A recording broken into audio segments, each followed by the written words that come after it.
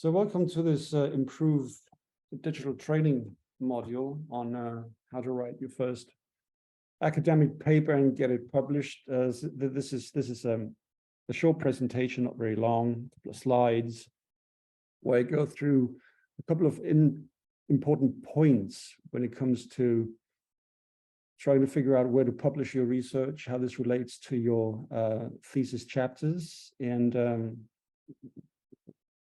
what it actually is, what it means to publish a journal paper, who's actually involved in all that process. Okay, so I'm giving you an overview of three different sections, and I'm going to start out with introducing, what is a journal? Who works for the journal? How, who's actually involved in that sort of journalistic journal process and editorial process. And I will then go into the next section, which will be on how you actually go about drafting a paper. What are the key issues you need to bear in mind? And the issues to do with being concise and focused and coming across with a convincing narrative. And this leads me then back to the issue of the editorial process, and when you get to the actual publication. I mean, that's the big goal. You want to get your stuff published, and we'll talk about the issue of how you submit a paper, what comes with it, what is a review process, how do you revise according to the reviewers' comments, and what is needed in order to get it hopefully accepted by a journal. Okay. So these are those three sections, and I would tend to think that we're going to be looking at something like 30 to 5 minutes, something like that, for this entire presentation.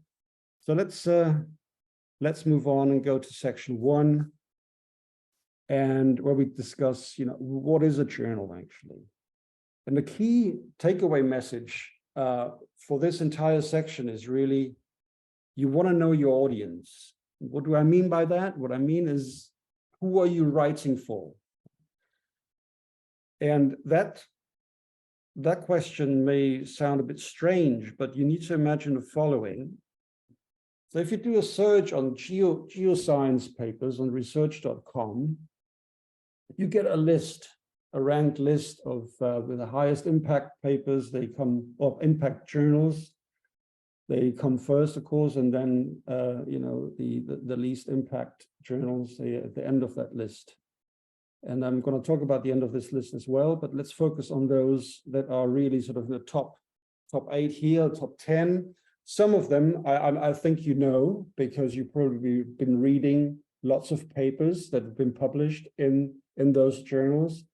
I'm not highlighting here sort of the more broader science journals such as Nature and Science, right?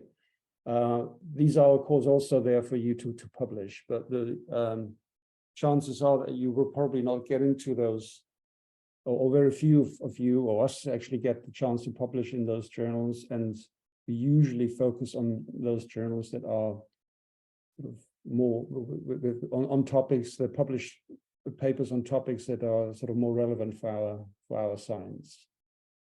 So you've got Nature Geoscience in there, for example. I don't think you're going to be writing a review paper, but that may be, if, for example, your literature review is publishable. It has a lot of interesting material in there. That may be. But there's a number of journals that I could perfectly imagine your research to be published, such as Earth and Planetary Science papers, letters, geophysical research letters, and all of these journals, they have a slightly different audience. So this is what I mean with audience. So, if you're writing on volcano geophysics, trying to find, let's say, a magma chamber, maybe the Journal of Hydrology is not a good journal for you, right? Because you simply don't have the audience, and without having the audience, you can't create the impact. And we'll talk all about this. So you want to maximize the audience. You don't want to write for one person or two persons. You want to write for a bigger audience. Bigger audience gives you a bigger stage, and a bigger audience also gives you more citations. In other words, you want to write a paper that has impact, right? So if we then go down to the other end of that list, we'll find that, first of all, there's more than 600 papers out of 600 journals out there that publish geo-relevant research, right? Of course, not all of them are relevant for the stuff that you're researching, because you're still focusing on volcanoes, essentially, right? So, for example, you know, Geoquímica Brasilensis, I mean, it's probably about geochemical investigations in Brazil. You know, that may not be a good paper, a good journal to target. But anyways, we've got 600 of those to choose from, and you need to decide upfront, what is the journal I really want to target, right? All journals have different requirements. We'll talk about this. They have different guides and how much can be published in terms of manuscript lengths and stuff like that. So you also, in addition to knowing your audience, you also need to see whether the journal actually offers the platform you need. In other words, can you, for example, if you go back, GRL papers are quite short, right? Geology papers are very short as well. You know, something like maybe 4 or 5 published pages, something like that, maybe a bit more, but around about that sort of length. Then you need to decide, you know, is the story, can I fold the story I want to tell into a paper that is, you know, 3, 4, 5 pages long, or do I need 30 or 40 pages, right? But there's always an argument to say, you know, if you can keep it short, keep it short. And there's nowadays lots of opportunities to back up and support a published paper with what is called online supporting material. And we'll talk about these things. But the key thing is really, you need to think about, you know, A, is the audience that the journal usually targets, is that the audience I want to speak to? And B, can I convey the narrative? Can I convey the story effectively, given, you know, paper length requirements? Okay. So this is what I wanted to say about this issue in terms of the different journals. When you publish a paper, it's really a joint and concerted effort. And the key player in that is, of course, you now, right? Because you're going to be leading that draft writing. You're going to be very, very likely going to be the first author, right? And so in any search engine, your name will appear first as being the first author, and then you schlep along a few or many co-authors, depending on, you know, on the story you want to tell. I think what you can see, if you look at sort of the broader publication history, single author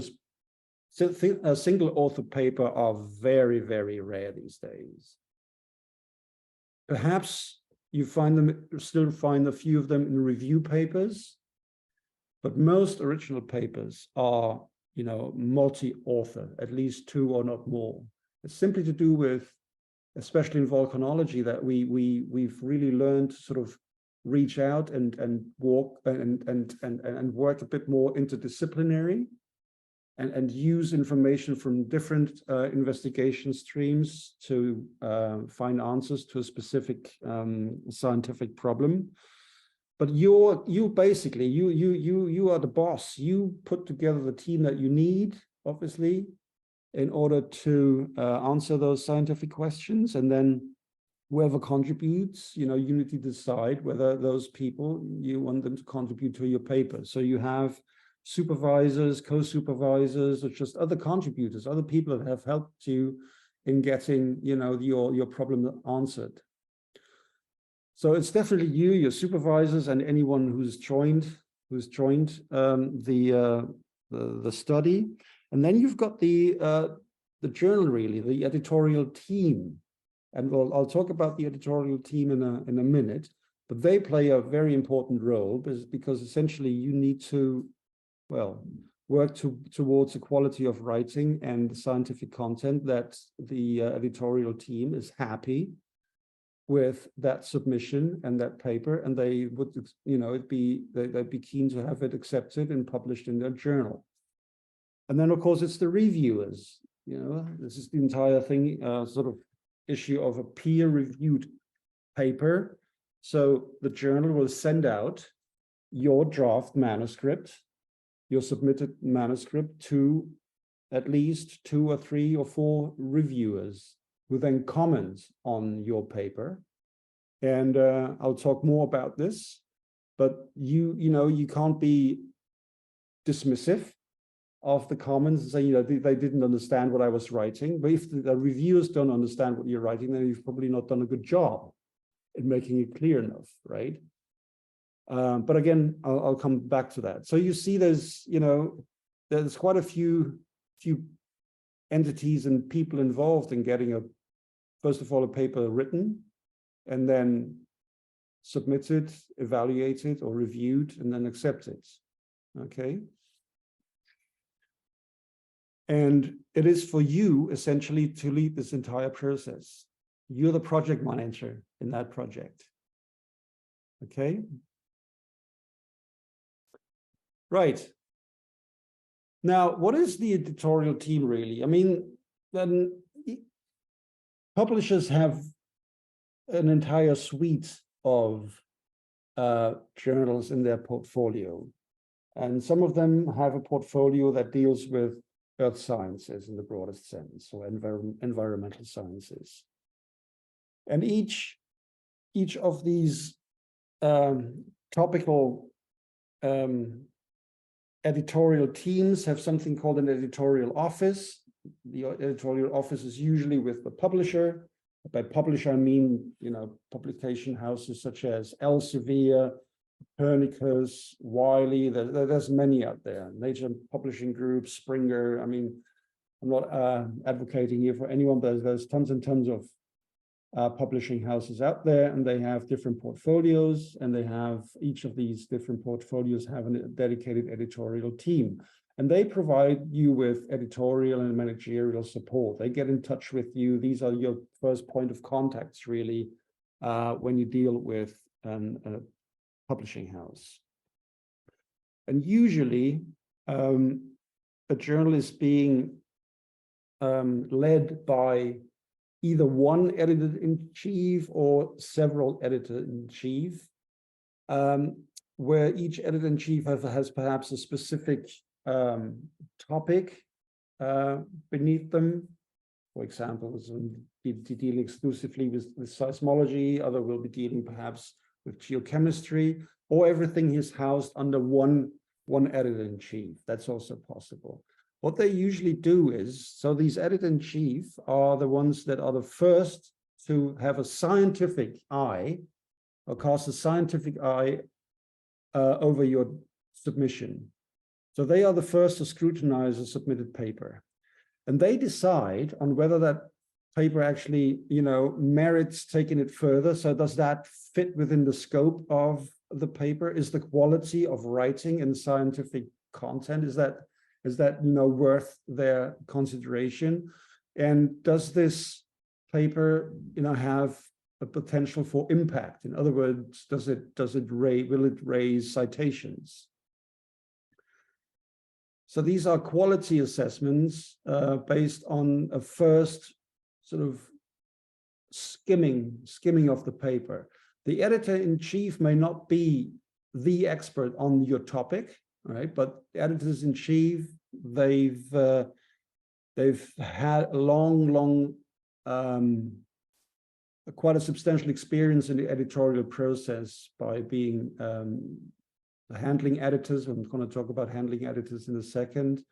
So they bring a lot of expertise with them. I've been editor-in-chief for 2 journals, and I've worked with these 2 journals for almost 20 years. I've now left those positions, but as an editor-in-chief, you're getting hundreds and hundreds of papers each year to look through. So you immediately get a bit of a feeling for what is a good paper and what is perhaps something that you want to perhaps send back to the authors. So as an editor-in-chief, you have the choice between essentially 2 options, maybe 3. One is if it's simply not good enough, it doesn't fit for whatever reason, the writing is just not clear, the English is unreadable, the impact may not be good enough, or simply, you may not sort of hit the scope of that journal, and they maybe then desk reject your submission. So in other words, you get it back and they say, thank you very much, but no thanks. They could also say, okay, it's perhaps not there.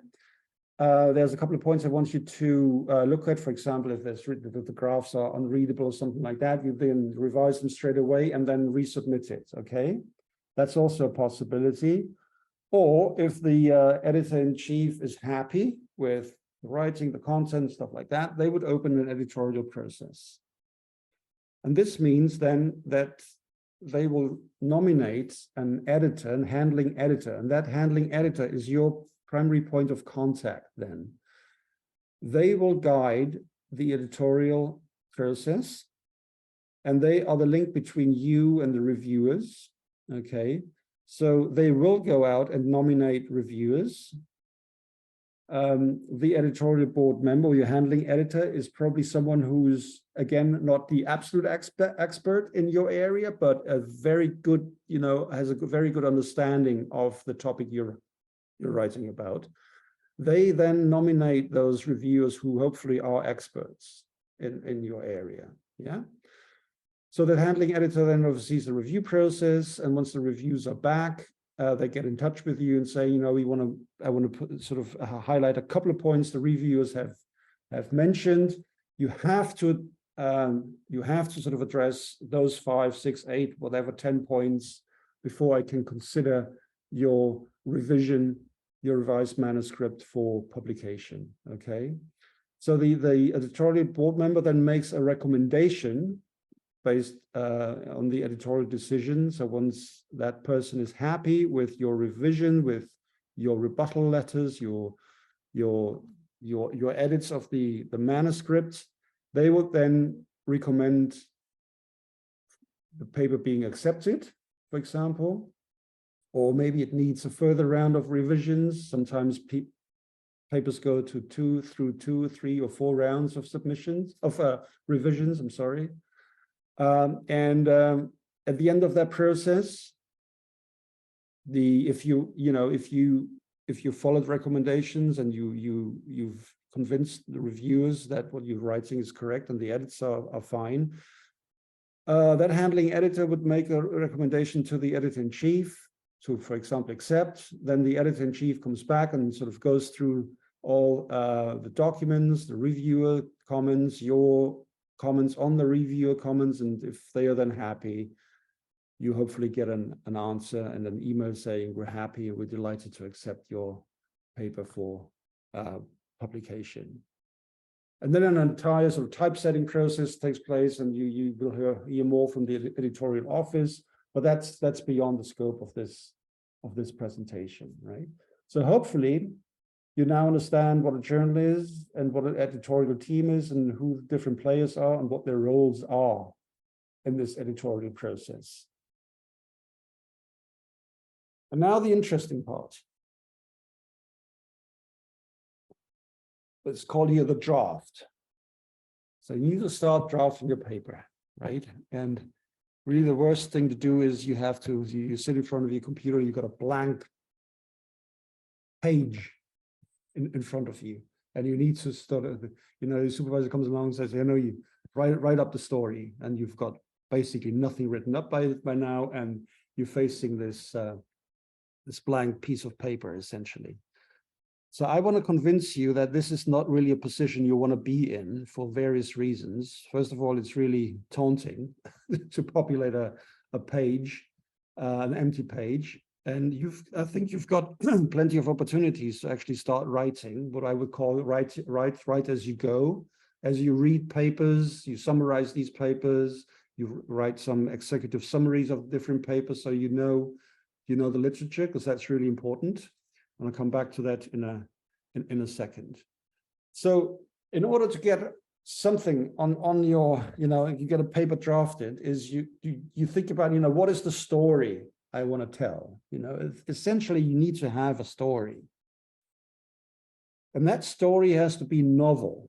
You know, if you're writing about, you're trying to publish something that's been published 50 times in the past, the same story, nothing novel, then, you know, you will have a really hard time convincing an editor to publish that paper, because the impact will be quite limited and citations will probably be quite low.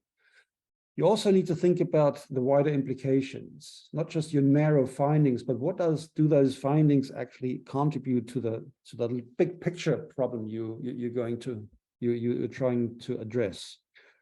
And when it comes to the sort of the big picture discussions and big picture issues, obviously you must have had some sort of background reading. You must have had some sort of glorified literature review.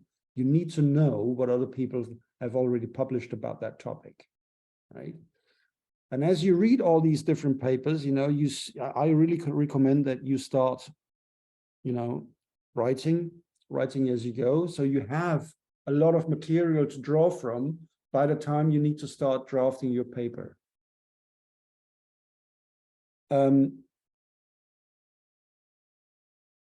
Each and every paper comes with some sort of introduction and background, and this is where some of the material that you've gathered during a literature review can be used, right?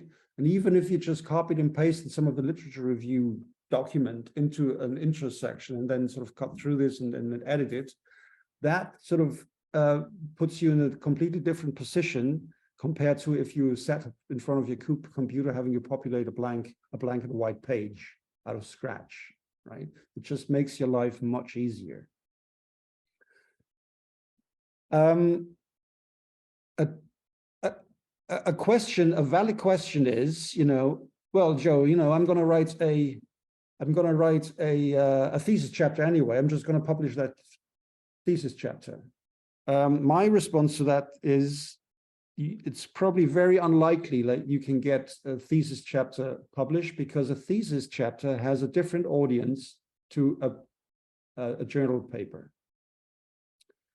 A thesis is there primarily for your examiners, right? To get an understanding of what you've done. A thesis chapter is usually much more involved, much longer, less perhaps concise, because you have to park a lot of information in a thesis chapter. So I'm tempted to say that a thesis chapter, except for extremely rare cases, is not a paper, but a paper can be a thesis chapter. Okay. And we get to that again in a minute, when we break up what opportunities there are out there in terms of conveying your messages to an audience in a succinct and sort of, you know, concise manner. So once you go about your paper drafting, I think a good recommendation is the following. Say you want to, you know, you think GRL, so Geophysical Research Letters, for example, is a good outlet, is a good journal to target. What you could do is you find what I call here a champion paper, a paper that you really like, you find easy to read, really, you know, nicely presented graphs, stuff like that. That's your champion paper. So that's sort of that's what you're aiming for in terms of your writing and final publication then. So use that as some sort of a guide, you know, just don't copy and paste, of course, you know, but use it as some sort of they'll go back and say, you know, they've also described some really complex problems, but how did they go about writing? How did they break up the flow of the paper? How did they achieve to make it an incredibly clear narrative? So I'd say choose a champion paper that you like and kind of try to replicate it with your narrative, of course, and you know no two studies are the same with your own study, but see what went into the main part of the paper compared to what they put on, for example, as background supporting or online supporting material. I would also I would also think about what I call here journal templates. All journals have their sort of paper draft templates out there where they provide you with a template, and that template is structured exactly how the journal wants it, right? They usually already contain some different sections, and it depends on what you want to use. There's paper templates out there for different platforms or different writing software. There's for Word, for example, there are templates, or there's also for LaTeX, right? There is an online LaTeX platform called Overleaf, O-V-E-R, then Leaf, L-E-A-F. They can sign up, and that's an online LaTeX editor, which has the benefit that different people can work on a draft, and you can highlight edits from whoever contributes. So if you write a paper with your supervisor, rather than having to send the document back and forth, you have a shared document online. Of course, you could do the same with Word. I'm not saying you have to use LaTeX, right? But I'm just mentioning Overleaf because I've been using Overleaf a lot with my students over the past years. It has lots of advantages. It has a few disadvantages still, but it's a good tool, at least perhaps to sort of check it out and see what it does.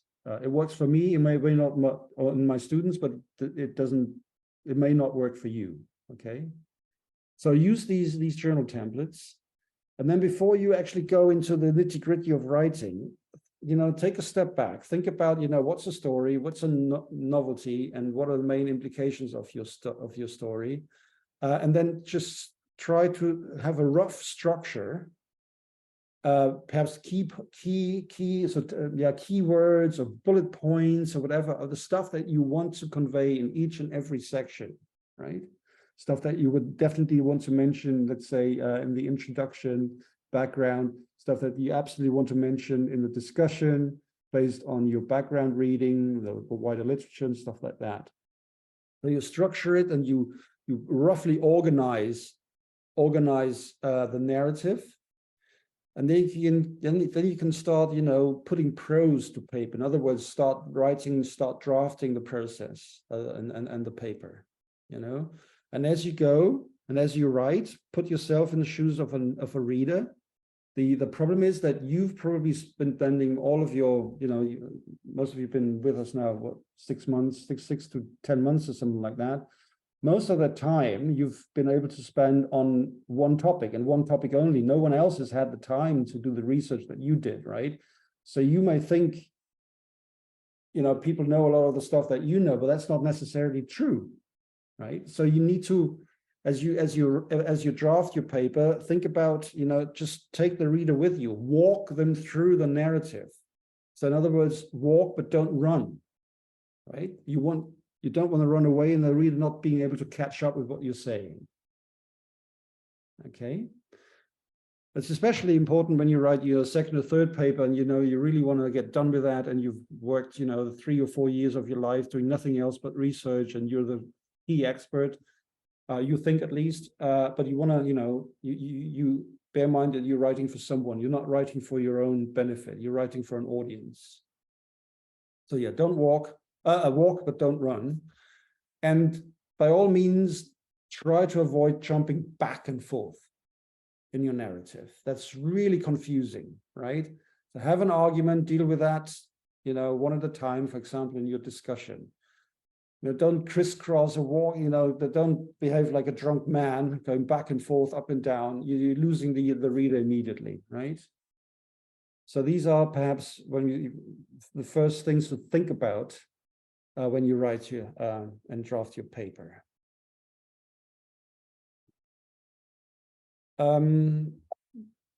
Moving on.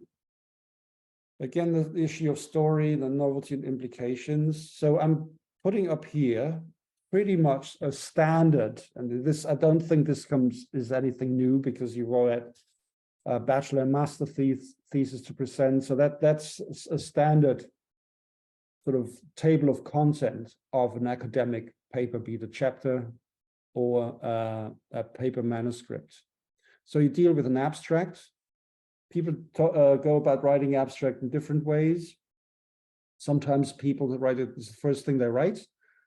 I'm usually someone who writes the paper first and then does the abstract, because then I know what, I can really condense things down that I've already written in 150 words, 200 words, 300 words, whatever the requirements are for the journal. And then, of course, you have an intro and background. And this is where you can really, this is where you can trump with, if you read really widely about the topic you're writing on, you can sort of condense things down, right? And say what the previous findings were, and where does your study, sit in all these within these previous works, and what's the novelty? What is it that you're going to be writing about? And then, of course, you need to tell people about the methodology you use, and you need to be really, really clear and transparent. Why? Well, because essentially whatever you produce needs to be reproducible. Okay, if you gave your data set to someone else, and you said, I did X, Y, Z to that data set, they should be able to come up with the same results, right? The discussion then may be different, right? Because that's your interpretation of the results, right? But I'm jumping slightly ahead now. So once you're done with the methods, you go into the results, and this is just a subjective, an objective presentation of your results. It's just say, we found p-wave velocities of XYZ at XYZ depths, stuff like that. You don't really put any subjective discussion or interpretation into that section. It's just the pure facts, right? Just the pure facts of what the results show, or what the results are. When you then go into discussion is where you switch on. You're not a technician. You've actually, you can interpret the data. You have an interpretation for a jump in seismic velocities, for example, or a change in geochemistry in a rock type. All of a sudden, an abrupt change. This probably has some meaning to you, and this is what you need to discuss and get on into that paper. So that's your interpretation of the data. The results will be the same in 10 years' time, in 20 years' time, 30 years' time. Your results will still stand. Maybe people have had more results, that's fine. But based on your results, right, people can then use their own interpretation by, considering your own results. Their interpretations and their discussions may be different. They will be probably different, right? But your results stand now and for the future, right? And then you usually end a paper with some broader implications, where you essentially, kind of, a very elegant way of kind of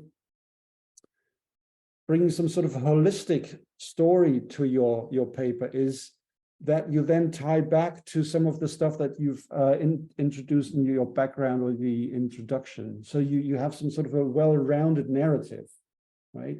So you come back and say, okay, people have in the past speculated about why this p-wave velocity jump occurs, and then you say, here we showed that it's because, I don't know, there's a magma reservoir somewhere, a new magma reservoir depth that makes that hampers, I don't know, that has different VP or VS ratios or something like that, right? So you bring the story back to, in a way, to your introduction and background section, and this way you kind of come back to the previous argument, and you provide a somewhat holistic view of the problem you're addressing and where your story really sits.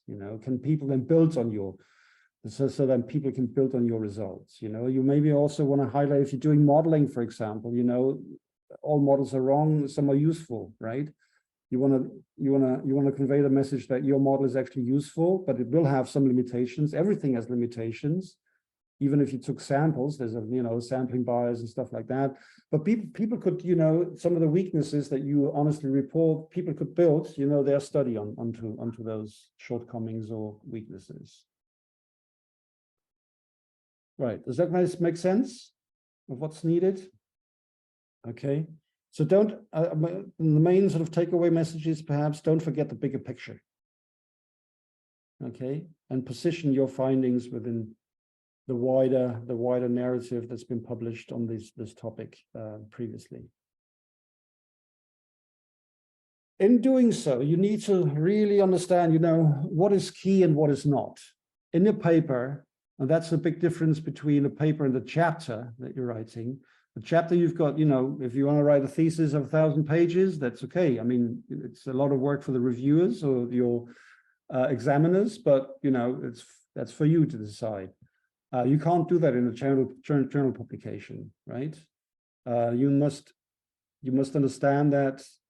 Just look about, if you look at whatever journal and see how many papers come out that are relevant to your research per week in that journal, and multiply this by, let's say, 20 or 30 that are really important for your research.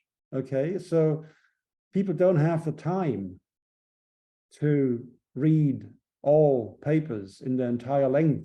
So you want to put, you want to have your paper out there, and people should be able to get the story, by skimming it, or actually if they find it totally interesting by reading through it, but they can't spend, weeks and weeks and weeks reading that. So in other words, it needs to be concise, right? So this is why you need to decide what is key to the story and what is not.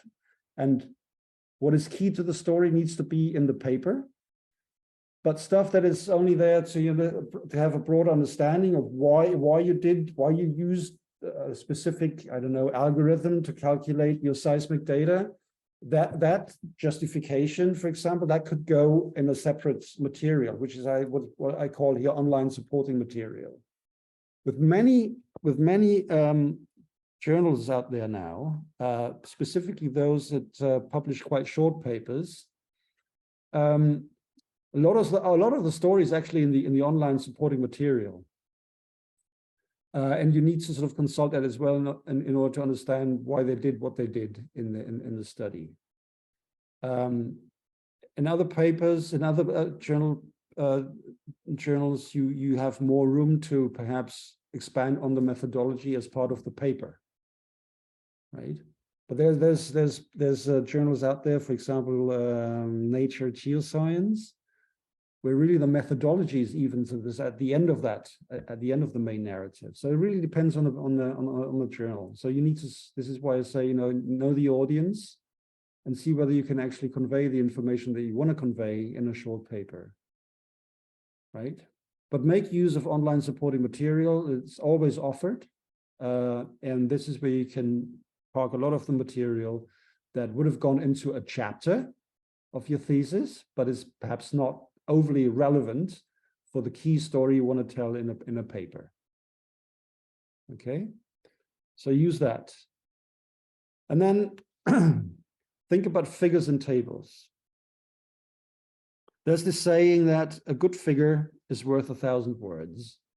And that's, I think, is true. That is true. So use figures and tables to convey information very effectively, okay, to the audience, but ensure that those figures are well designed, right font, use color and stuff like that, and also underpin them with informative captions. There are journals out there that require you to write a caption that, in addition, the caption and the figure itself should be sufficient to fully understand the message you want to convey in that figure without the reader having to read the actual paper. Okay, so sometimes those captions can be quite long. In other journals, they can be quite short because you can refer to the sort of the broader explanation of that figure and the text. So again, it depends on the journal, what they allow and what they want you to do. Figures are incredibly effective if they are done well. So again, I would come back to the issue of a champion paper.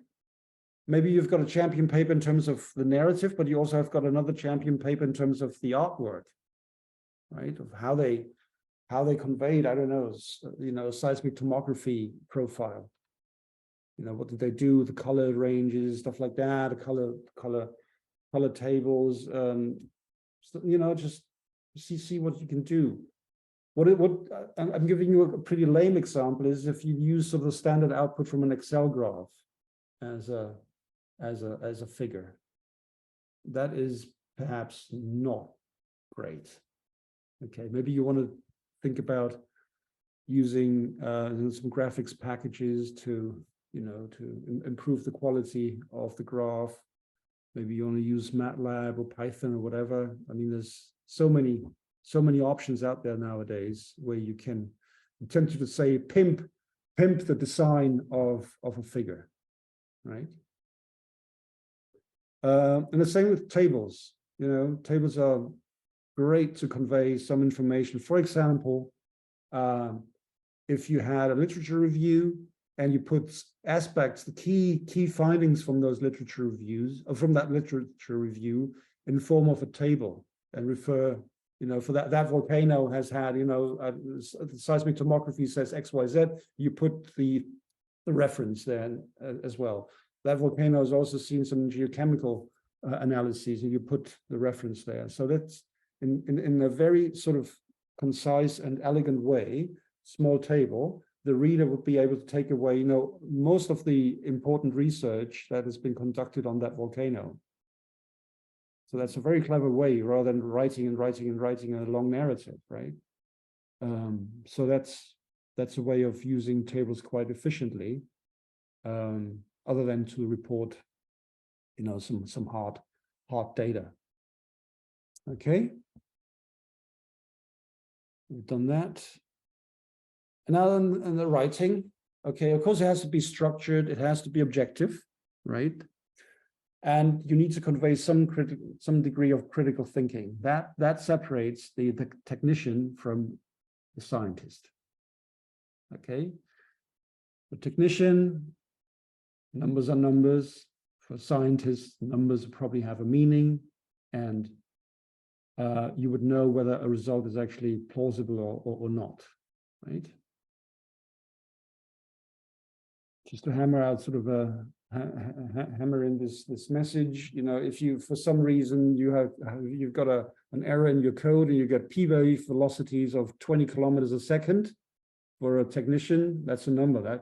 That's the result. You should know that p-wave velocities of 20 kilometers a second, they don't really exist, at least not within the shallow crust,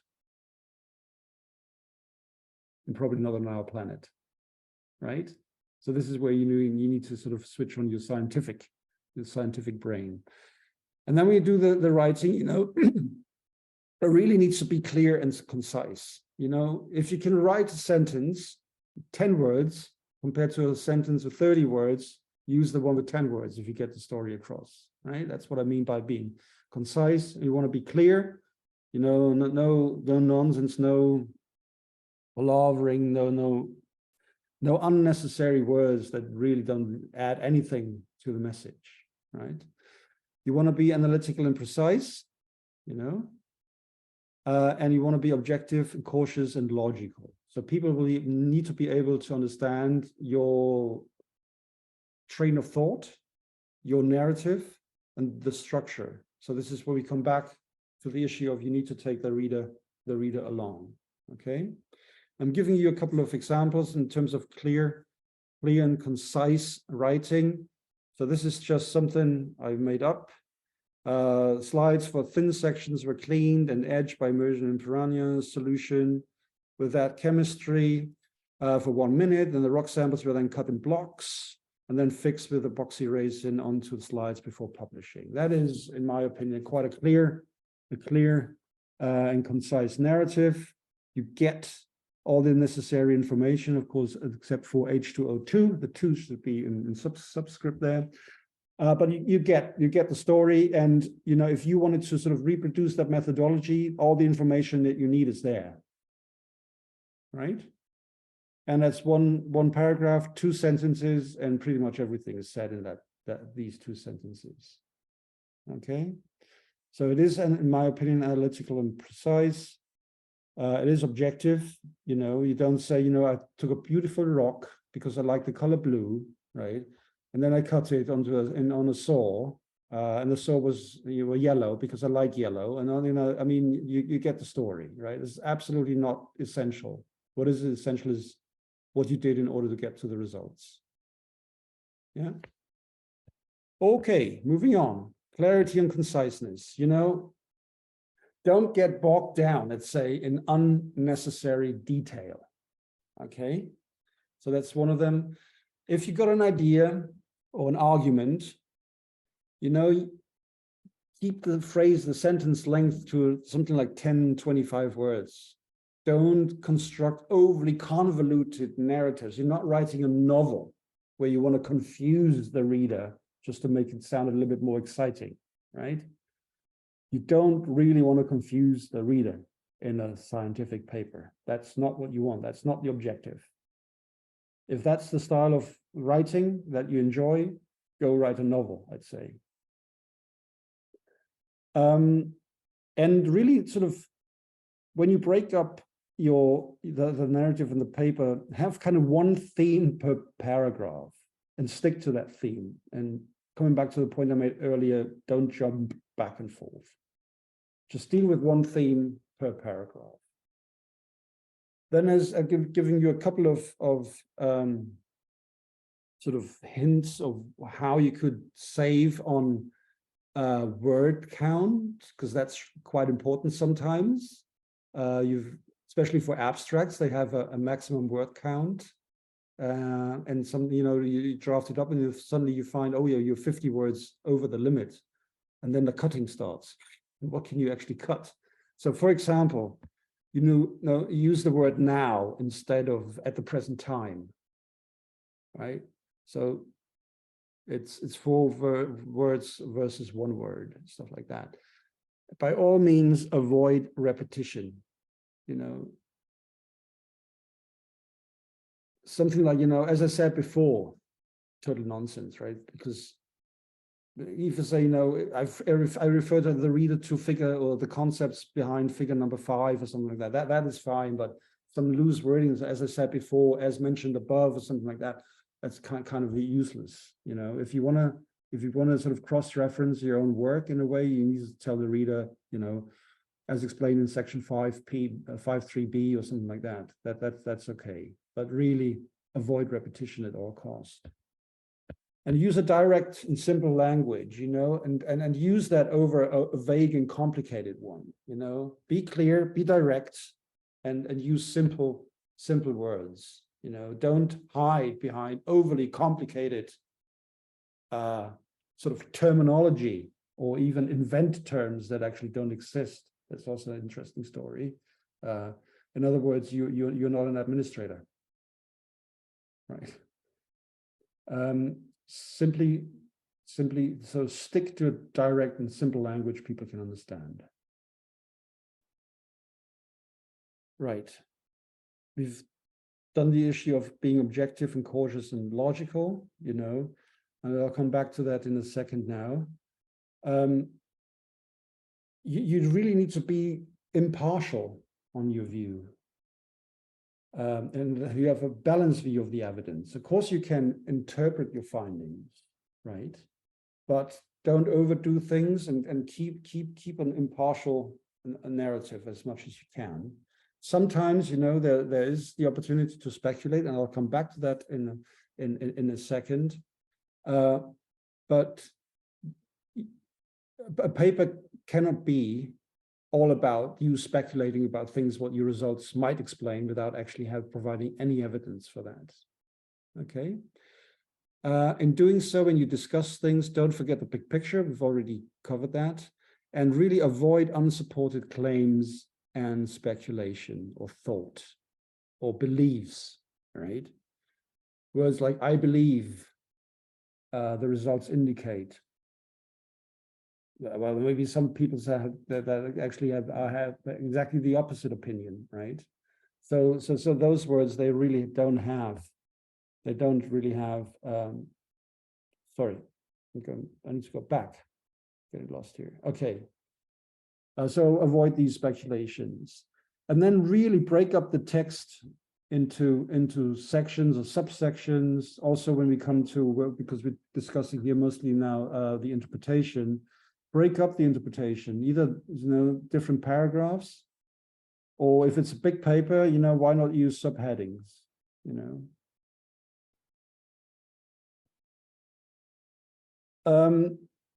You don't want to be overconfident. In other words, you don't want to be too cocky. Be careful with words such that as, my results prove, or my findings provide the definitive answer for the problem of why our planet is not a perfect sphere, or something like that, right? So what I'm mentioning here is what is used, what is called sort of hedging words. What I mean by that, these are the ones, sort of expressions that express some feeling of doubt or hesitance, right? And I'm giving you an example here. It says, it is difficult to speculate on the cause of seismicity because the array of seismometers was not sufficiently dense, right? And then you could say something, however, right? You can sort of underpin a bit of a speculation there with some form of evidence. It could be speculated that fracturing by the migration of hydrothermal fluids played a role due to anomalies in electrokinetic data collected at the same time at a station located 3 kilometers southeast from my array, right? So that's okay. So you don't have the hard evidence, right? And you're free to speculate a little bit, but you underpin the speculation because you say, if we perhaps looked at the electrokinetic data in greater detail and really perhaps, I don't know, run an inversion between electromagnetic data and seismic data, we may actually find some more evidence for that, for whatever caused the seismicity. I think you get the story there. So, it's difficult to speculate. It could be speculated. These are sort of terms you could, or phrases you could use. Rather than saying, because of these electrokinetic effects, I am absolutely sure, and this proves that the seismicity was caused by hydrothermal fluid migration. Okay. So you're leaving the option open that you are, on the wrong path here for your interpretation. That may or may not be the case. Okay, sometimes people get questions about, how to actually write, which tense do we use? And then the easy answer is actually you use the past tense when you discuss methods or methodology, right? So to obtain the seismic data, a sparse, and then you explain sparse, what that means, 1 instrument per 10 square kilometers, for example, right? The sparse can mean anything. It's the same with using words like large or shallow without providing any further explanation. Large has different meanings to different people, right?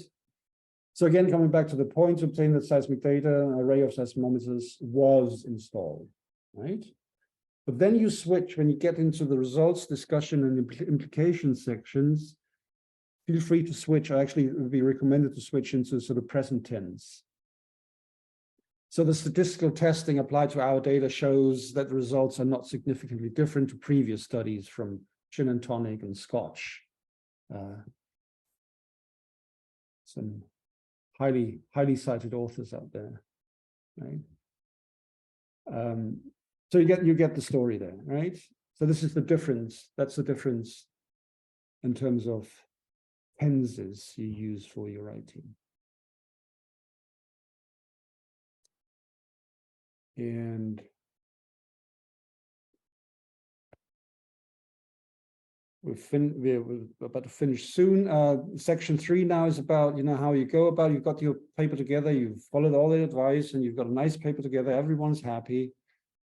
Now you need to get it submitted, right? And enter the editorial process. So I already talked about who's the first person to actually see and scrutinize your submission. I already talked about this in section 1. There's no need to go back and avoid repetition. So you usually log on to what is called a journal portal, a submission portal. And this is where everything is explained, what is needed. There's some variation between journals, but essentially they all use very similar platforms. You may actually, before you go into submission, read the guide for authors. Okay. Essentially, that's also, actually, it comes almost a bit late. I'm tempted to say, you know, before you actually start writing, read the guide for authors. There may be some information in there about what is permitted, especially, for example, with GRL, for example, geology, they have only a very limited, they allow only a very limited amount of what they call display items, I think it's the word. So figures and tables. And the more figures and table you put in, the shorter the narrative has to be. You've only got so and so many words, or publication units, they call it. So this is in the guide for authors, okay, which is what you need to read that, and you need to find out whether what you've got in mind actually is doable in terms of paper length, right? And then you write a very nice letter to the editor saying, hello, dear Mr. Editor, or dear editor, I'm pleased to submit on behalf of my co-authors, I'm pleased to submit a paper entitled XYZ, you know, for consideration for publication in your journal.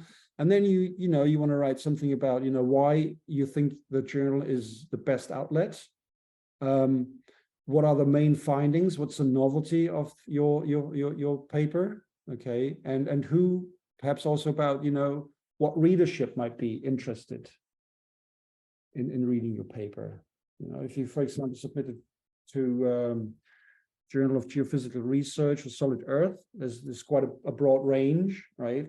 So if you're writing about volcanoes, maybe a deep earth geophysicist is not overly interested, right? But maybe you've got a new code, you've got a new inversion technique that they may, you know, they may be quite interested in applying to their deep earth data sets. So think a bit more broadly about who your paper might appeal to. And of course, if you can highlight, you know, a really broad audience, then the editor would say, yeah, I mean, this is something that, you know, speaks to beyond just the volcanology community. Okay. Because the editor could come back and say, you know, why don't you put it into a volcanology only paper, a journal? So if it's really only for volcanologists, then perhaps, you know, you target a volcanology journal. But if it's a bit of a broader sort of appeal, then you may be able to get your paper published in a more broader journal. And then make sure, you know, you upload all the necessary files, right? And check and recheck again for completion, especially for have you really got the latest text file uploaded? Is it the latest version of your figure? Is it the latest version of your tables, right? Because once you accept that and it goes out for review, this is the material, that's the only material the reviewers will be able to consult to come up with recommendations and criticism, okay? You don't want to be in a position saying, ooh, thank you very much for your comments, but actually, I've uploaded the wrong version of the figure, right? So you're wasting everybody's time, really, right? So yeah, check and check again, I'd say, that you're happy with the finally, because all these platforms, they provide you with a copy of the final compiled PDF file that has everything in there. And that PDF file will go to the reviewers. So if you look at that, that's the stuff that reviewers will get access to. Okay. Yeah, and then the peer review, that's completely out of your hands. You know, you just wait and, you know, you'll be anxious, and then a week goes by and 2 weeks goes by, and then a month goes by, and then 3 months go by. And you haven't really heard. That could be to all sorts of reasons. So actually, with the benefit of a little bit of insight, because you're all ESRs, you're early stage researchers, mention in your letter to the editor, mention that you are at the beginning of your scientific career. And if possible, you want to have that paper sort of fast-tracked in the review process. Some journals do that, or editors do that. You say, you know, they really push you then and say, you know, this is a paper from a PhD student. We don't have 5 months to review this, you know, and they're really pushing reviewers to actually commit themselves to provide a review in a much shorter time frame. I know there's journals out there that actually have that fast track option for ESRs. Okay, so make use of it. And then when it comes to those expert comments, they are on the quality of paper, the scientific writing, of course, the science, organization, the presentation, you know, a lousy figure that's hardly readable will not make it. You won't get any applause for a lousy figure where you can hardly see, you know, differentiate between different symbols, or the font size is too small, stuff like that. Just try to avoid these things, right? So they're going to comment on all these aspects, and then it's for you to revise.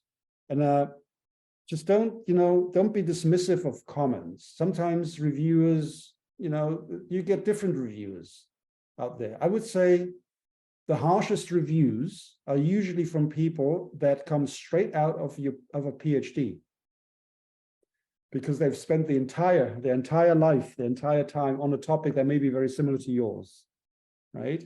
So I'd say sometimes you get the harshest reviews from your almost immediate peers.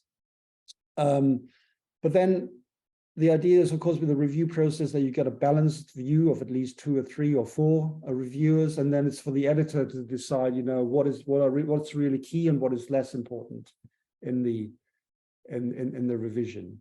So, but take the criticisms extremely seriously, right?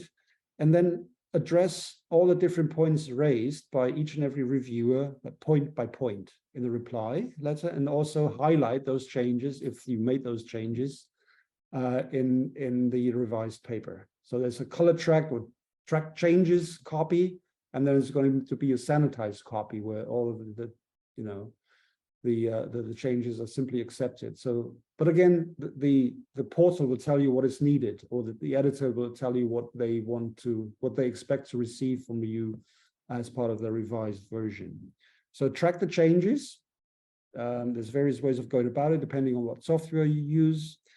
And check that whatever changes you do, whatever edits, that those edits are actually transparent. You know, if you introduce a new data set, maybe you need to also think about, do I need to expand on the methodology section, right? Think about the clarity and making your argument. If you really don't agree with a criticism by a reviewer, you need to make it crystal clear why you're not agreeing. You know, maybe they've missed a paper that came out recently that actually proves your narrative, your interpretation, but they've perhaps not seen that. They've missed it. That's quite possible. You can say something like, a recent paper has shown it is matches the results I'm presenting in my analysis, and that paper was, you know, by Chin and Tonic, you know, 3 weeks ago, something like that. So make it transparent and make it clear, but also acknowledge the efforts by the reviewers. So we thank you for the comments, right? They were really insightful, and they've really changed our perspective, or they've really improved the quality of our paper, something like that, yeah? And in doing so, I would say choose your fights wisely, right? Don't be dismissive. And if you really want to go into a fight, going back and forth with 3 or 4 or 5 revisions of your paper, make sure that you really got the arsenal, the meats on the plate, that you can really sort of get into some sort of a verbal fight with a reviewer that you're absolutely not happy with. Right? Also, highlight things or issues where a reviewer gets really personal or uses inappropriate language. You don't accept any inappropriate language, but also don't use inappropriate language to refer to a reviewer. So avoid sentences like, this reviewer clearly is an idiot, right? So that may be true, right? But don't write it. Okay, and then go and resubmit it, right? Resubmit your revised version and wait for the news, and hopefully those news are positive and you get an acceptance, right? And that would then be, of course, the best outcome for everyone. I'm ending now with a little bit of outlook. There's nothing major. I would say writing a paper is always, but especially writing your first paper is quite a challenge. At the same time, once you've successfully managed all the different hurdles, it's an incredibly rewarding process, because you imagine you got a paper out, you're the first author, it's a first publication, you can go to your family and say, you know, this is my first paper. That paper will be there forever. That's your scientific legacy for all the generations that come after you. No one can take that away from you, right? So that, I think, is a really rewarding process, and make sure your supervisor acknowledges that sort of process appropriately once you got your first paper accepted. Go for a meal or go for a drink or whatever you want to do. Yeah, I mean, I think that's something people should do. So yeah, it's challenging, but extremely rewarding, in my opinion. It may not be obvious to you guys at your career stage, but actually the papers are for supervisors and universities. The papers are our currency. This is the currency we deal with. It is a huge investment for return. It's a huge return on investment for either your host, so your organization, your university, and your supervisors, right? Because there are usually financial implications behind those papers. You may not see those. You probably, unless you're in a sort of an academic career, we won't notice that. But if you get an excellent paper with great impact, great citations, that usually raises a lot of money for your university, right? Because it shows the excellence, the research excellence of that university. And however universities are funded, that features in that assessment, right? So I guess supervisors are not keen to publish just for the sake of publishing. They want to make sure that the paper is actually novel and really pushes the envelope and knowledge to a new I wouldn't say everything needs to be paradigm shifting, absolutely not. But they clearly, I think they're going to be pushing it towards, saying what is actually the novelty? What have we learned from actually going through this painful exercise? Okay, and that then features in terms of the return on investment. That's a sentence I sort of mentioned quite a bit also with all of my postdocs or PhD students. The quicker you turn into a professional writer, the better for you. Okay, and turning into a professional writer is a lifelong process. That it takes a long time to master that process, right? And I would say there's only very few masters, clear masters out there. I know a few people that can write write papers in like two days, and they are incredibly clear. I'm not one of them. So some people are more gifted writers than others, but whether you're gifted or you're not, or whether you hate it, that's not an excuse. You need to become a professional writer to some degree, okay? And hopefully I've sort of given you some of the aspects that will help you to become a professional writer in the previous sections. And at the end of the day, as silly as it sounds, in our world, and if you want to sort of commit yourself to a career in academia, is you publish or you perish. And by that, I mean, you need to pepper your CV with papers. Not conference abstracts or whatever. They need to be hard papers. They're published, right? And you need to demonstrate an impact. That puts you on the right path for, first of all, competitive fellowships, or then proper permanent academic jobs. Okay.